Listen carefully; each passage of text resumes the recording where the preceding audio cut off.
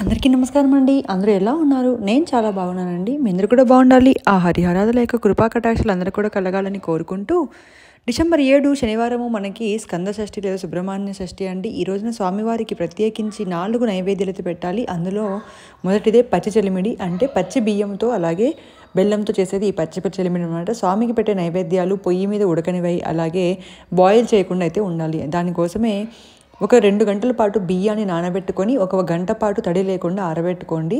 ఆ తర్వాత చక్కగా ఇలా పిండి అయితే కొట్టుకోవాలి. దాన్ని మళ్ళీ జల్లిపెట్టుకుంటే మనకి పిండి నున్నగా అయితే పడుతుందన్నమాట. ఇలా పట్టిన దాంట్లో కొద్దిగా బెల్లాన్ని, సువాసన భరితమైన ఇలాచీ లేదా లవంగం పొడిని కొంచెం కలిపి మీరు ఈ చిలిమిడి అనేది తయారు చేసుకోవాలండి. తడి పిండితో అయితేనే మనకి పచ్చి చిలిమిడి అనేది ఏర్పడుతుంది.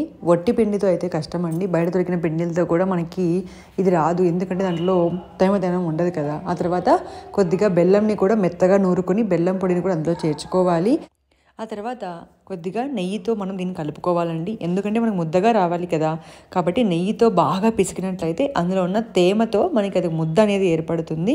ఇన్ కేస్ మీకు అవ్వట్లేదు అనిపిస్తే మీరు కొద్దిగా ఒకే ఒక చుక్క నీళ్ళు వేసుకోండి, లేకుంటే అవసరం లేదు. నెయ్యితోనే చక్కగా అయితే చేసుకోవచ్చు అనమాట.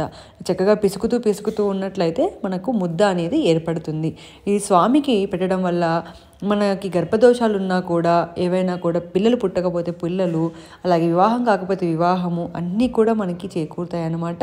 ఈరోజు ప్రత్యేకించి ఎలా పూజ చేయాలనేది మన ఛానల్లో ఆల్రెడీ పెట్టానండి.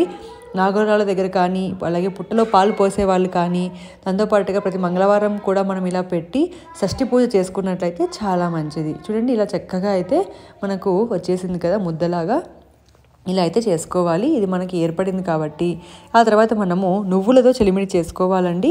ఇక్కడ కూడా నువ్వులు వేయించకూడదు, అంటే ఫ్రై అనేది చేయకూడదు. పచ్చి నువ్వులే తీసుకోవాలి. అలాగే తెల్ల నువ్వులు తీసుకోవాలి, పచ్చి నువ్వులు తీసుకోవాలి. దాంతోపాటుగా నల్ల నువ్వులతో కూడా చేస్తారండి. ఇక్కడ నేను తెల్ల నువ్వులతో అయితే చేస్తున్నాను. తెల్ల నువ్వులతోనే పెడితే శ్రేష్టం అనమాట. అందులో ఒక ఇలాచి అలాగే కొద్దిగా బెల్లాన్ని వేసి చాలా ముద్దగా అయితే అవుతుంది, ఎందుకంటే ఫ్రై అవ్వదు కాబట్టి మనకు ముద్ద అనేది ఏర్పడుతుంది. దీన్ని కూడా ఒక ప్లేట్లోకి తీసుకొని బాగా మనం చేతితో నలిపామనుకోండి ముద్దలాగా ఏర్పడుతుంది. దీనిని మనం ఇలా ఒక దాంట్లోకి తీసుకొని మనం ఇలా ఏర్పరచుకోవచ్చు. ఈ పూజే కాదు, ఏ పూజలో అయినా పెట్టే ప్రసాదాలలో ఆ యొక్క ప్రాంతాన్ని బట్టి, ఆ యొక్క మామూలుగా ఆ కాలాన్ని బట్టి, అలాగే ఇవి గర్భదోషాలు అంటే నువ్వులు తింటే మంచిది కదా, పీరియడ్స్ అనేవి బాగా వస్తాయి, రెగ్యులర్ అవుతాయి కదా, దానికోసమే నువ్వులు అనేది పెట్టింటారు. దాంతోపాటుగా పానకం, వడపప్పు అనేది ఇప్పుడు శీతలకాలం కాబట్టి మన బాడీలో వేడిని అనేది పెంచుతుంది. కాబట్టి ఇలా మనమైతే పానకం, వడపప్పు, పచ్చి చెలిమిడి, నువ్వుల చెలిమిడి, కాబట్టి నల్ల నువ్వులతో చేసిన చెలిమిడి అయినా పెట్టవచ్చు. ఇలా చేసుకొని స్వామికి మనము నైవేద్యంగా పెట్టాలండి.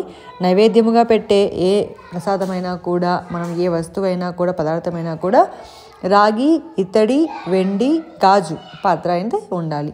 రబ్బరు, స్టీలు, ప్లాస్టిక్ అనేటివి పెట్టకూడదు. ఇలా స్వామికి మనము ప్రసాదించవచ్చు.